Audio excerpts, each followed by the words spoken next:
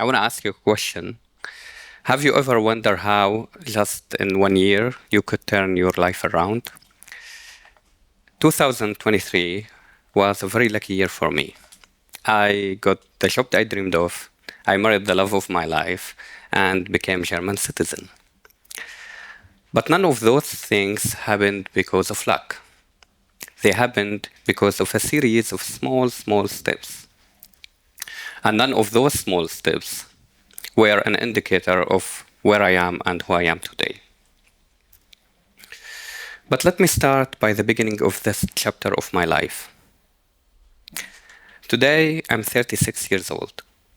I was born in Damascus, originally Palestinian, which means I grew up stateless because I'm a third generation refugee. But I have a wonderful mother who taught me one principle that shaped everything I'm sharing with you today. So, yes, I was stateless, but also I had a warm and safe home.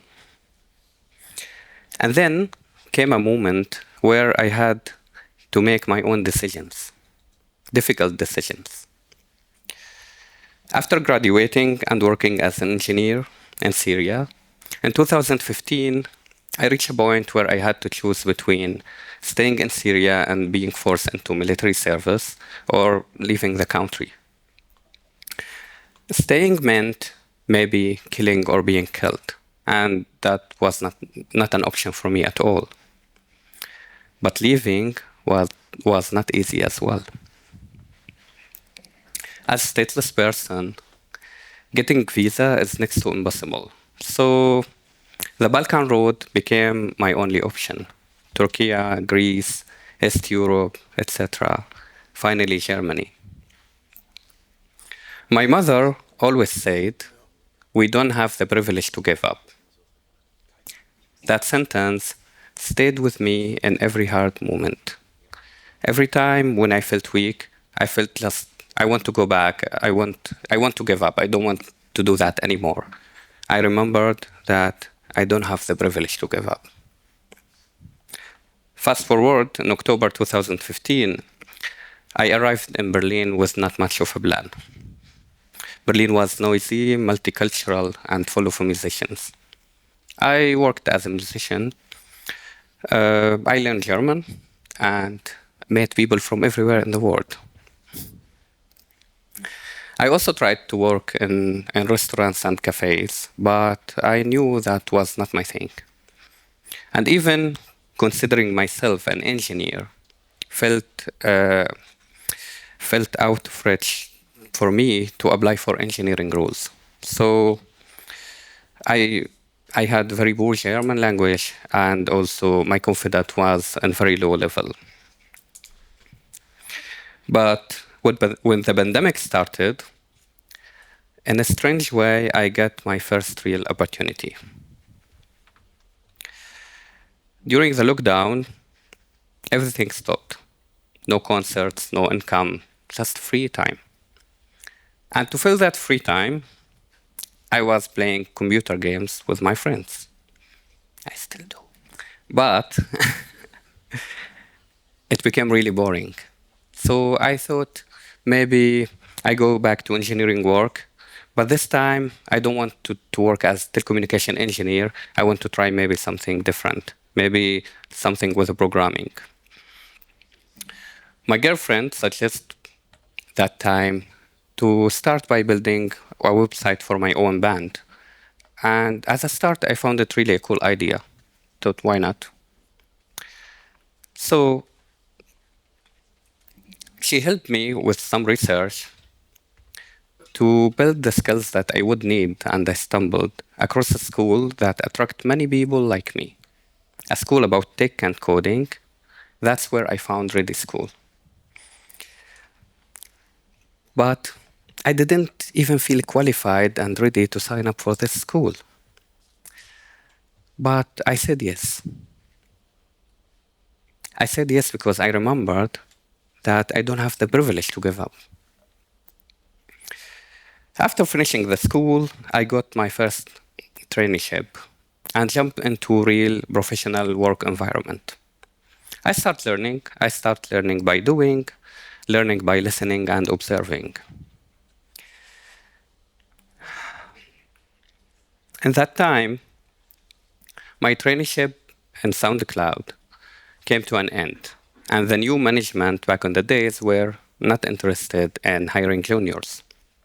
But my manager Vojta helped me crafting a good portfolio, and on a weekly basis, he took some time to review my code and how I dealt with the challenges. Despite the effort and Vojta's help, none of the companies I applied to offered me a job. But something unexpected happened. Vojta noticed my passion. One night, he called me for a quick meeting and he asked me if I found a new opportunity. I said, no, I didn't. He said, good. Good? How was it good? Yeah, good because I want to offer you a job. Okay. Without even hearing him out or knowing what the job was about, I said yes. I said yes not because I was so desperate, but because I knew that was my opportunity. A job in a company I know, with people I know and I appreciate.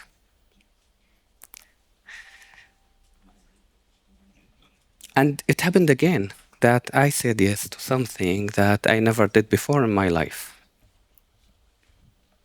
It was to be the QA engineer and the release manager of the iOS team. But did I feel ready for this? Not really. But did I say yes? Of course I did. We agreed with Vojta on having 6 months period of time, and we were both happy going to turn it into full-time job. We started in October, and I knew it was a new challenge and knew it was totally new for me. I knew it was another career change from web development to iOS, from iOS to QA, but I gave it a try. And to be honest, I liked it. And in January, after 3 months, we decided to go with a full-time job.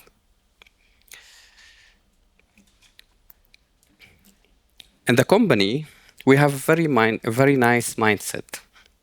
So if you have an idea related to work, you can work on it as a side project and you can review it with your colleagues. So I was crunching some numbers and I found out that we have around 10 million monthly active users in Arabic speaking country. But guess what? We don't offer Arabic language in our apps. So I thought, here's the thing. Let me start working on this idea and see what we are missing out here. So I did. I started collecting numbers, evidence, and everything to see if it's worth it. And I proposed it to my manager. And he agreed on it and gave me thumb up. Cool. I start working on the project. I start working on the project by recruiting engineers from the Android and the iOS teams because I need a team to build this project.